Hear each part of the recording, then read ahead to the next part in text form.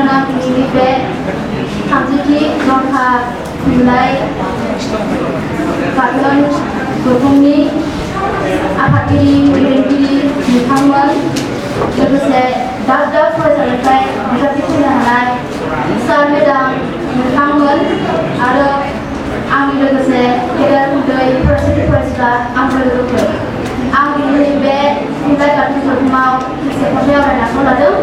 बे खन्थाइनि मुङानो जादों इसोरनि रादाब। आंनि बे खन्थाइ लिरनाय सावरायनाया माबाफोर गोरोन्थि जायोब्ला गिबियाव निमाहा बिनाय थाबाय।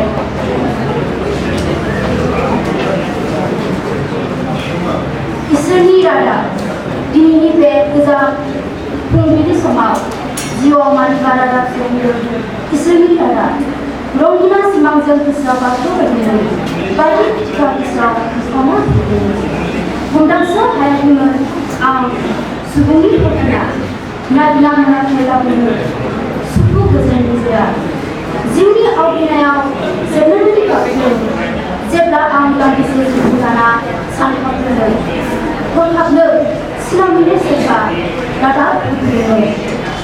फेलें नङा नोंनि साननाया नंखाय नङा नोंनि रावा दानो दं दानो गैया बे सुबुंनि जिउआ जिउनि लामायाव जेब्ला गोसोआव फिननाय मोनो मिथिमोनै इसोरनि मुङा गोसोआव साफायो खोमसि दरसि गोसोआ स्राङाव फैयो बायदि हायना महरजों होफैयो नों सैथोनि रादाब नागिरना मोनाखै सुबुङा नोंनि खोनानो मोनाखै नोंनि रादाबखौ नंखाय नङा इसोरनि रादाबा जिब जुनार दावमा दाउसा बियो अराय सुबुं समाजनि जोनोम गोजोनथों।